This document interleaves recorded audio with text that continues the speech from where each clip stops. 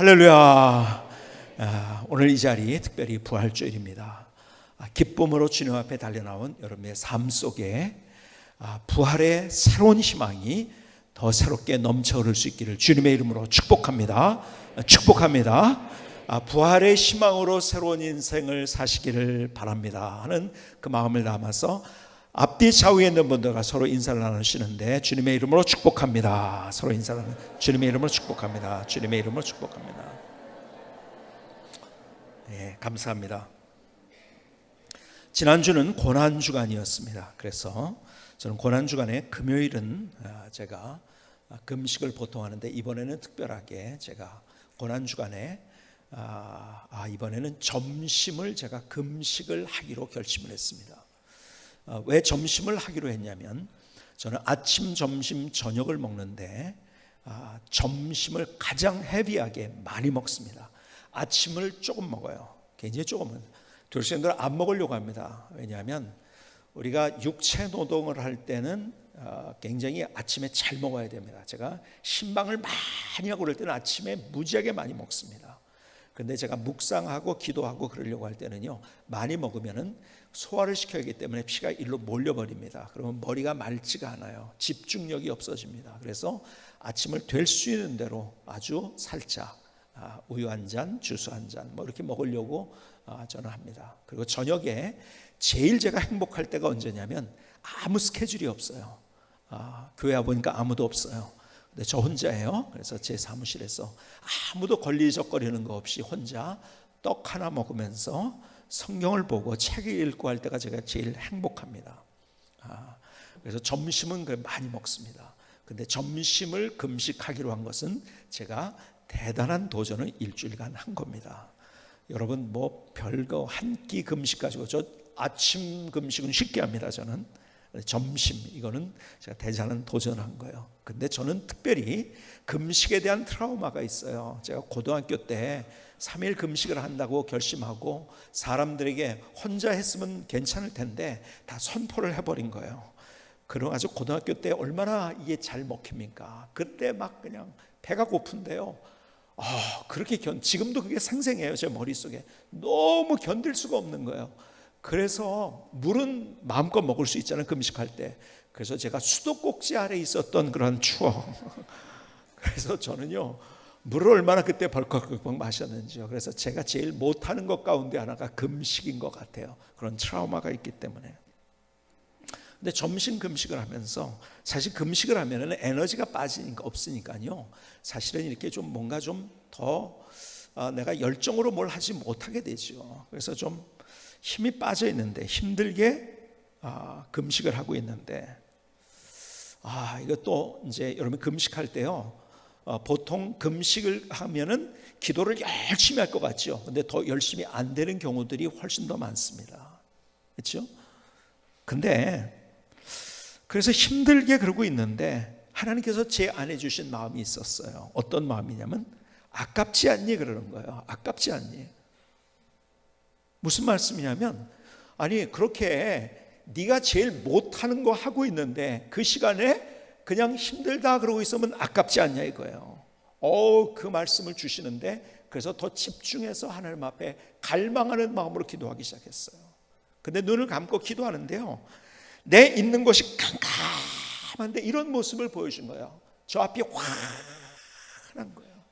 너무너무 환한 거예요. 보니까요, 제가 있는 곳 어둡지만은요, 내가 가는 그 길이 막혀진 동굴이 아니라 내가 가는 길이 환하게 정말 찬란한 미래가 준비되어 있는 그러한 터널을 지나고 있는 거더라고요. 그 모습을 저에게 보여주시는 거예요. 그렇구나. 어쩌면 우리의 인생을 살아가면서 우리가 힘들고 어렵고 고통스러운 길을 걸어가기도 합니다. 그런데 예수 그리스도 안에서 우리의 인생은 막힌 동굴 속을 걸어가는 것이 아니라 우리는 뚫려진 터널을 지나가는 거예요. 한번 따라해 보실까요? 하나님 안에서 우리가 가는 길은 막힌 동굴이 아니라 터널이다. 그런 길을 가는 줄 믿습니다. 그래서 부활의 산 소망으로 일어서는 귀한 삶이 될 수 있기를 주님의 이름으로 축복합니다. 축복합니다. 예수님께서 고난의 십자가를 지셨지만 그것이 끝이었다고 한다면 우리에게 의미가 없어요. 그건 반쪽 복음인 거예요. 그분이 죽음의 권세를 깨뜨리고 부활하셨어요.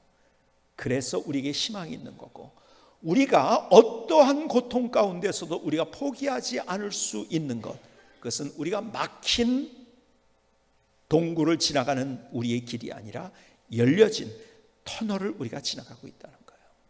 주님께서는 그 막힌 무덤이 어떤 곳입니까? 이스라엘 무덤은 동굴로 판 거예요. 그리고 거기에 돌로 굴려가지고 막아놨어요. 그렇죠? 막힌 것. 근데 주님께서는 그 막힌 것을 뚫어주셨어요. 그 사망 권세를 이기고 승리하셨어요. 그래서 새로운 희망이 있게 된 거예요. 근데 그것을 제일 감격적으로 경험했던 사람이 누구였을까요? 물론 여러분이 아시는 대로 예수님의 제자들. 그들이 감격적으로 그것을 경험했어요. 여러분, 예수님이 십자가상에 달려 돌아가실 때요, 다 떠나갔어요. 그렇죠? 여러분, 수제자마저도요 예수를 모른다고 부인했어요. 그것도 저주까지 하면서 3번이나. 왜요? 잡히면 자기도 죽을까 봐. 희망을 가지고 예수님을 따라갔어요. 바로 십자가 앞에서 그들이 꾼 꿈이 뭐였는지 아세요? 예수님이 드디어 우리의 메시아인데 정치적 경제적 메시아가 될 거야. 그러니까 누가 그 오른쪽에 좌의정이 될 것인가 우의정이 될 것인가. 예수님의 제자들이 어머니까지 와가지고 예수님 앞에서 물어보는 거예요. 그런데 다 끝났죠. 그리고 끝난 정도가 아니에요. 자기들도 죽게 생겼어요. 예수님이 저렇게 죽었는데 그들은 뿔뿔이 흩어졌어요. 그들의 어깨가 늘어졌어요. 그들은 절망했어요. 그런데 그 가운데에서 예수님의 부활을 목격한 거예요. 여러분, 그들의 인생이 완전히 180도 달라진 거예요. 그래서 베드로의 첫 설교가 뭔지 아십니까? 베드로의 첫 설교는 부활에 대한 선언이었었어요. 오늘 본문에 보니까요, 사도행전 2장 23절에 이렇게 얘기합니다. 사도행전 2장 23절, 그가 하나님께서 정하신 뜻과 미리 아신 대로 내준 바 되었거늘 너희가 법 없는 자들의 손을 빌려 못 박아 죽였으나, 법 없는 자들의 손을 빌려 못 박아 죽였으나, 죽일 뿐이 아니라는 거죠. 죽을 뿐이. 근데 너희들이 죽였다. 그런데 24절, 하나님이 그를 사망의 고통에서 풀어 살리셨으니 이는 그가 사망에 매어 있을 수 없음이라.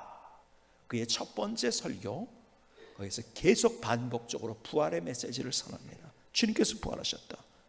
32절로 가볼까요? 그는 이렇게 얘기합니다. 이 예수를 하나님이 살리신지라. 우리가 다 이 일의 증인이로다. 계속 이 메시지를 선언합니다. 3장 15절에도 또 얘기합니다. 생명의 주를 죽였도다. 그러나 하나님이 죽은 자 가운데서 그를 살리셨으니 우리가 이 일의 증인이라. 계속 하나님이 살리셨다. 예수님이 살아나셨다. 그분이 부활하셨다. 그게 우리가 그것의 증인이다. 증인이란 말은요, 헬라어로 말티스라는 말이 말티스. 이 말이 영어로 말터라는 말로 영어가 됐어요. 근데 이 말터라는 말은 무슨 말이죠? 순교자라는 말입니다. 그들이 도망갔던 사람이에요. 뭐 때문에? 자기도 죽을까 봐, 자기들도 십자가에 달릴까 봐, 처참한 모습을 보면서, 조롱받는 모습을 보면서, 사람들의 손가락질 당하는 모습을 보면서 나도 저런 꼴이 되지 하고서 도망갔었어요. 그런데 그들이 목숨 걸고 다시, 모든 제자들이 그들의 인생이 달라져서 부활의 메시지를 증거합니다. 완벽하게 그들의 인생이 180도 달라졌어요. 무엇이 그렇게 만들었을까요?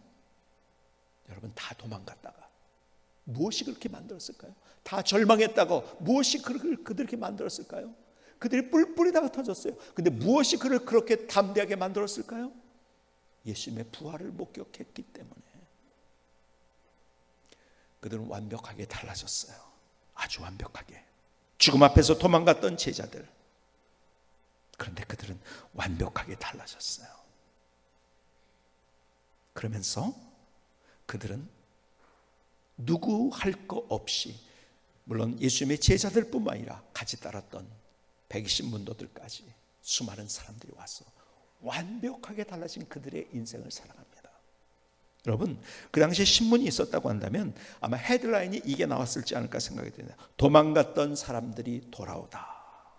도망갔던 사람들이 돌아오다. 왜 돌아왔을까요? 그리고 3,000명, 5,000명씩 주님께로 돌아온 역사들이 나타났어요. 왜 그랬을까요? 주님의 부활을 목격했기 때문에. 처참하게 죽은 것으로 끝났다고 한다면 누가 그를 따라가겠습니까? 누가 희망을 걸고 그를 따라가겠습니까? 아무도 없어요. 근데 부활을 목격했기 때문에. 그래서요, 이 베드로가요, 그 설교를 하면서 이 부활의 메시지를 선언하면서, 여러분, 그냥 부활의 메시지를 선포한 것이 아니라 구약에 있는 것을 인용해서 설교를 하는 거예요. 지금 25절 이하에 어떤 얘기가 나오냐면 시편 16편에 있는 것을 인용을 해서 설명을 합니다. 시편 16편의 말씀을. 그 내용이 뭐냐면 26절입니다. 사도행전 2장 26절, 시편 16편을 인용한 겁니다. 이것이 그러므로 내 마음이 기뻐하였고 내 혀도 즐거워하였으며 육체도 희망에 거하리니. 무슨 말입니까? 다시 볼까요? 그러므로 내 마음이 기뻐했고 내 혀도 즐거워했으며 육체도 희망에 거하리니. 여러분, 육체가 희망에 거한다는 말이 무슨 말일까요? 죽으면 끝인 줄 알았어요. 도망간 거거든요. 죽으면 다 끝인 줄 알았어요. 뿔뿔이 터졌거든요. 근데 죽음이 끝이 아니란 것을 경험한 거예요. 내 육체가 희망에 거한다. 소망 속에 산다는 거예요. 내가 천국의 소망을 가진다는 거예요. 끝났다고 생각하는 게, 죽음이 끝이 아니구나. 우리가 다시 부활할 것을, 우리에게 천국이 있다는 것을 주님께서 보여줬구나. 그러니까 여기서 육체도 희망에 거하리니. 그런데 잘 보세요. 그러므로 내 마음이 기뻐했고 내 혀도 즐거워했으며. 무슨 말입니까? 그 희망이 있으니까 다른 인생이 됐다는 거예요. 내가 기쁨과 감격과 즐거움을, 내 마음이 기쁘고 내 혀가 즐거웠다. 혀가 즐거웠다는 게 뭔지 아세요? 찬양하고 경배하고 그것을 선포하게 됐다는 거예요. 하나님이 이런 은혜를 주셨다고. 부활을 경험했기 때문에.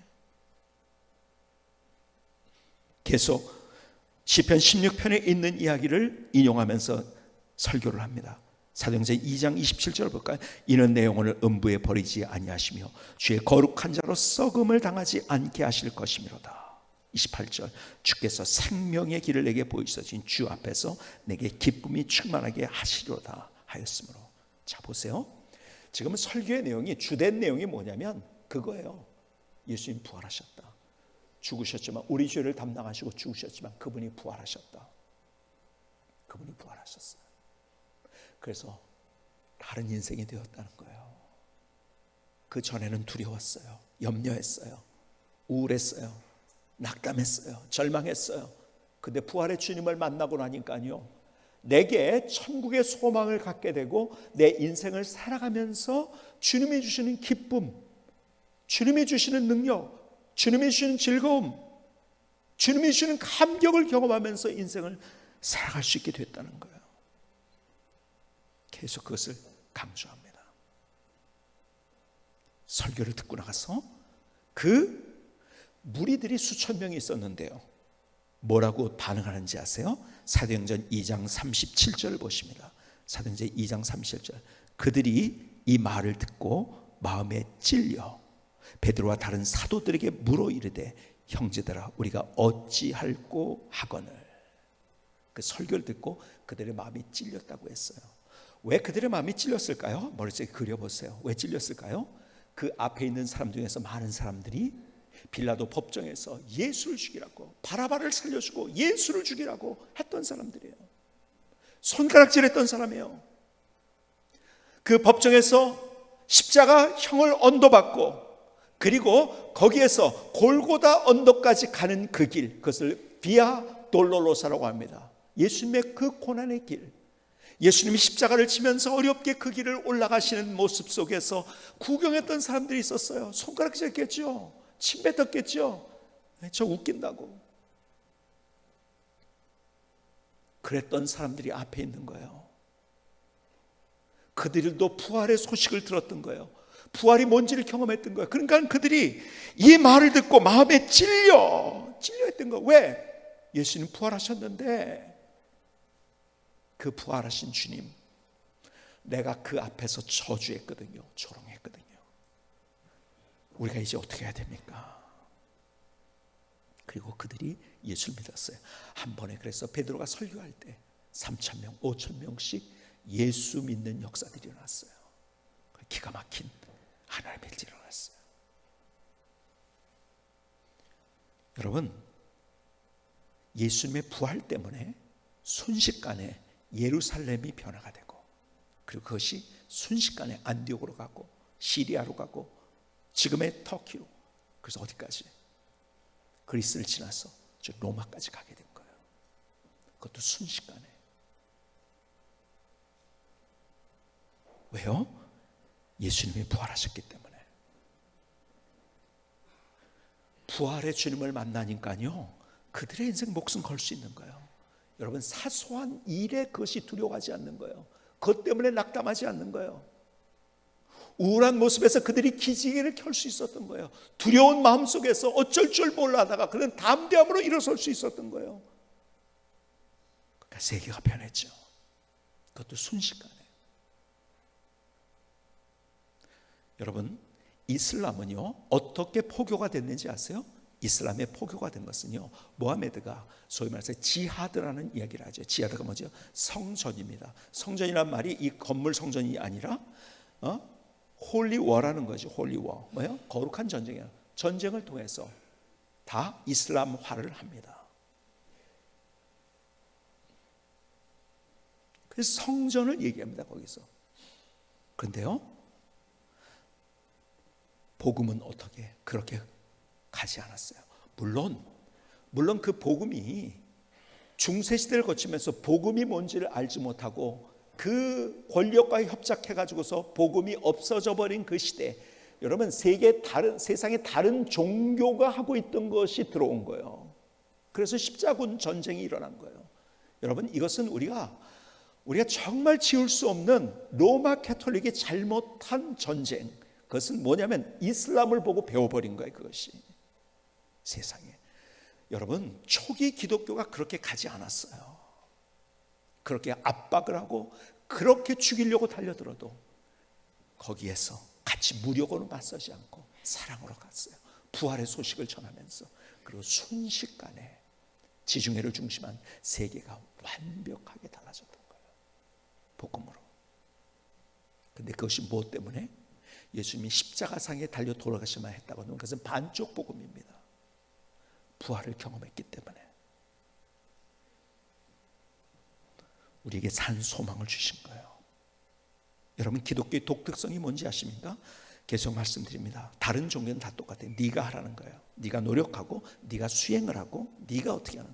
그래도 우리의 문제를 풀 수 있는 사람은 아무도 없어요. 그렇죠? 죄의 문제를 누가 해결합니까? 어저께도 어떤 분이 침례를 받고 나서 저한테 그런 간증을 하더라고요. 자기는 죄인이 아닌 줄 알았대요. 그렇게 살려고 노력했으니까요. 근데 자기가 죄인인 걸 알게 됐고 하나님의 은혜가 뭔지를 알게 됐다는 거죠. 누가 죄에 안 진 사람이 있습니까? 여러분, 제일 큰 죄 가운데 하나가 내 힘으로 할 수 없는데 내가 할 수 있다고 한 교만이 제일 큰, 하나님 없이 살았던 거예요. 그러니까 아담과 하와가 잘못한 것의 첫 번째가 하나님과 같이 되려고 했던 거거든요. 그 교만. 근데 나의 죄 문제를 해결해 주시면서 그런 결과들이 우리를 어렵게 하고 힘들게 한 거예요. 근데 하나님이 우리를 사랑하셔서 내가 해결할 수 없는 문제를 그분이 해결해 주셨어요. 그것이 선물이에요. 예수 그리스도의 십자가를 우리에게 주신 거예요. 대속제물로. 다른 종교에서는 은혜란 단어가 없습니다. 은혜는 하나님이 거저주는 선물이에요. 내가 할 수 없는 그것을. 이게 기독교의 독특성입니다. 하나님이 우리를 사랑하셨기 때문에. 다른 종교에서 계속 말씀드립니다. 다른 종교에서 어떤 절대자가 내가 너를 사랑한다는 말이 없어요. 하나님이 우리를 사랑하셔서 우리에게 거저주는 선물을 주신 거예요. 내가 할 수 없지만. 그 은혜, 그래서 그것이 독특성입니다. 두 번째 독특성이 부활이에요. 다른 모든 종교의 창시자들은 어떻게 했습니까? 다 무덤이 있어요. 예수님 무덤이 없어요. 왜요? 부활하셨기 때문에. 우리는 내세관이 확실합니다. 죽는 것이 끝이 아니에요. 다시 우리에게 천국이 있는 거예요. 예수 그리스도 안에서. 부활의 소망으로 살아갈 수 있는, 그러니까 막연하게 살아가는 것이 아니라 부활의 소망으로 살아갈 수 있는, 다시 말해서 우리는 내일이 있는 사람이 된 거예요. 이게 얼마나 막힌 건지 아십니까? 내일이 없다는 사람들, 여러분, 하나님이 없는 사람들, 내일이 없다고 생각하는 사람이에요. 내일이 없는 사람들, 진화론자들은 내일이 없다고 생각하는 사람들이에요. 끝인데요 뭐. 어저께 식사하면서, 사역자들과 식사하면서 저녁에 어떤 목사님이 그러더라고요. 내일이 없으면요, 제가 너무 음식 먹는 걸 좋아하는데 그냥 막 속에다 때려 넣을 것 같더래요. 그냥 내일이 없으면은. 내일이 없는데요. 아무렇게나 살면 뭐합니까? 어떻습니까? 내일이 없는데요. 내가 하고 싶은 대로 하면 어떻습니까? 내일이 없는데요. 여러분, 내일이 없다는 것은 허무한 거예요. 그래서 하나님 없는 인생길에는 그 허무가 가득 차 있는 게 놔두면 내일이 없는데요. 그래서 이 시대가 하나님 없이 살아가는 그런 몸부림이 많을수록 어떤 현상이 생겨? 내일이 없으니까 그냥 내가 생각하는 대로, 내 생각이 맞으면 내 생각대로 살아가면 돼. 그래서 포스트 모더니즘의 특징이 뭐라고 했어요? 네가 느끼는 게 진리라는 거예요. 느끼는 게 다 다른데 진리가 여기서 여기저기서 난리가 납니다. 그냥 어떻게 우리 느끼는 게 진리가 될 수 있습니까? 네 느끼는 게 맞다는 거예요. 왜요? 왜 그런지 아세요? 내일 없으니까. 그 사상이 어디서 나온지 아세요? 하나님이 없으니까요. 그 사상이 어디서 나온지 아세요? 부활이 없으니까요. 네 느끼는 게 맞아. 네가 그렇게 하고 싶어? 어차피 내일이 없는데 그렇게 살면 어때? 그렇게 살아. 그리고 그렇게 사는 것, 그래서 어떨 때는 인권을 가장해 가지고서 잘못된 것을 그게 잘한 거라고 하는 경우들도 있어요. 그래서 야, 그렇게 하면 돼. 내일이 없는데요. 남자가 남자를 사랑하고 결혼하고 싶은데 그래, 그렇게 느끼면 맞아 그렇게 하는 거예요. 여러분, 우리가 죄는 미워해야 돼요. 그러나 사람은 사랑해야 돼요. 어떤 제가 말씀드린 것은 그렇게 하는 사람을 사랑하지 말고 저주하라는 말 아니야. 사랑하고 그들을 주님께로 돌아오게 해야 돼요. 그런데 지금 세상이 그렇게 가고 있다는 거예요. 질서가 무너집니다. 가족이 해체가 됩니다. 다 각자예요. 지금은 다 각자예요. 왜? 자기 말이 맞으니까요. 이제까지 우리가 가지고 있었던 문화도 다 없어지는 거예요.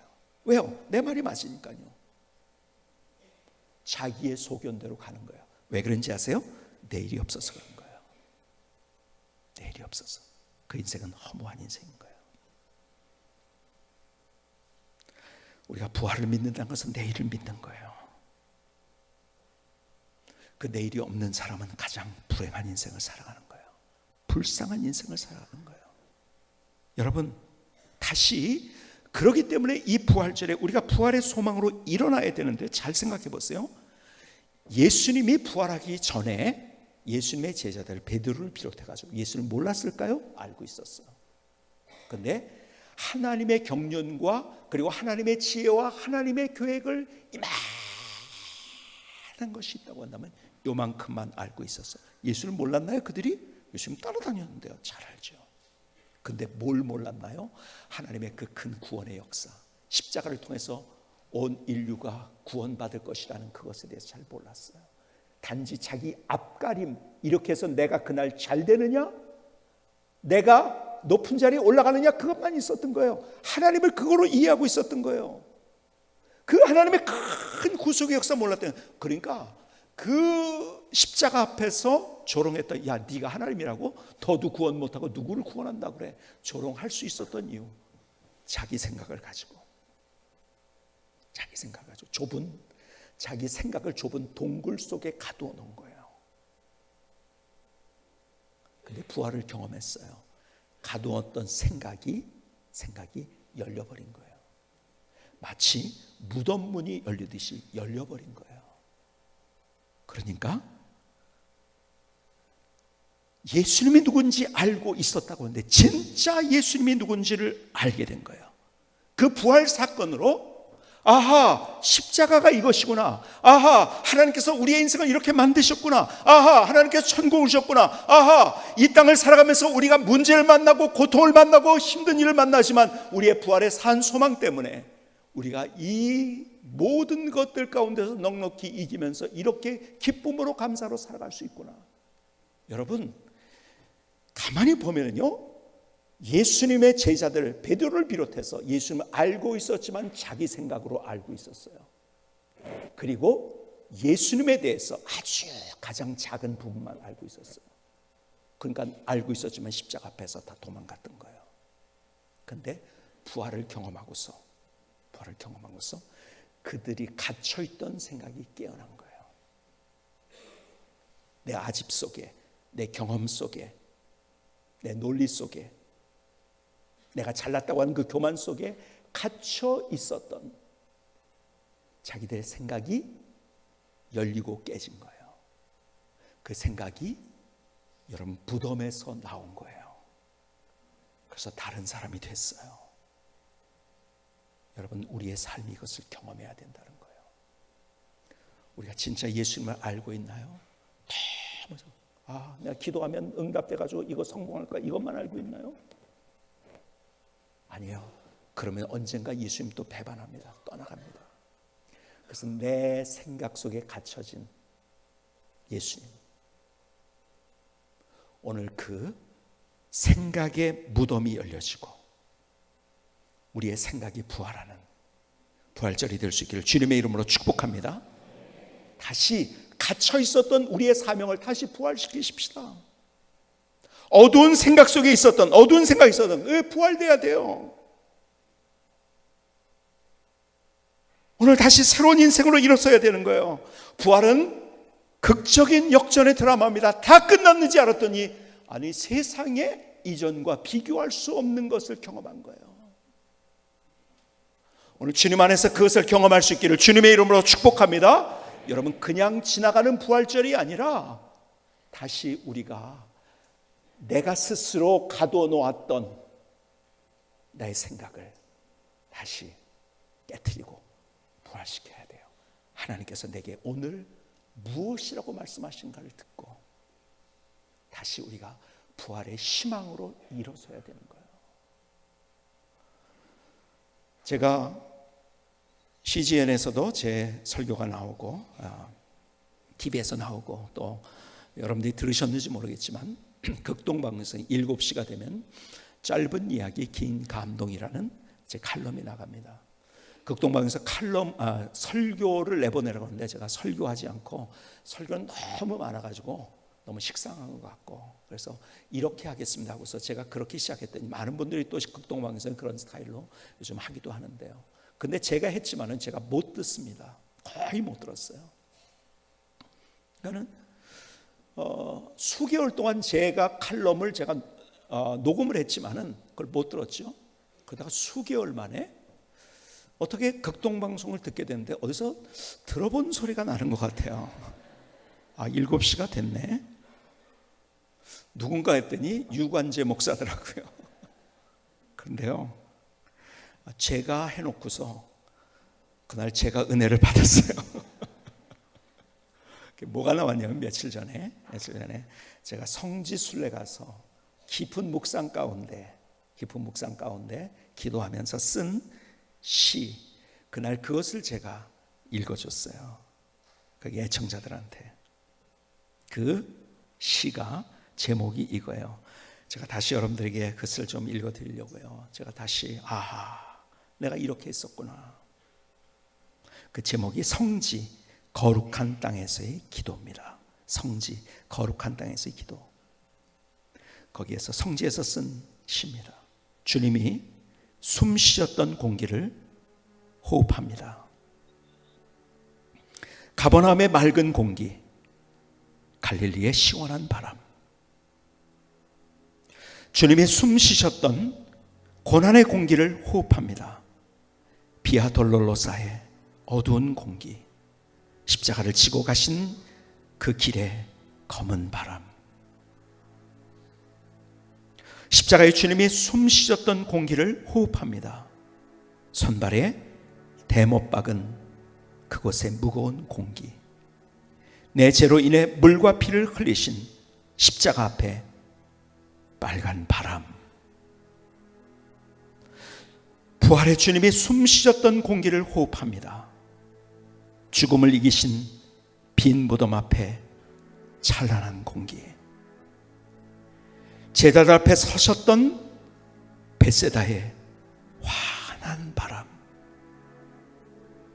깊은 호흡으로 내 안에 주님의 마음과 심장을 담습니다.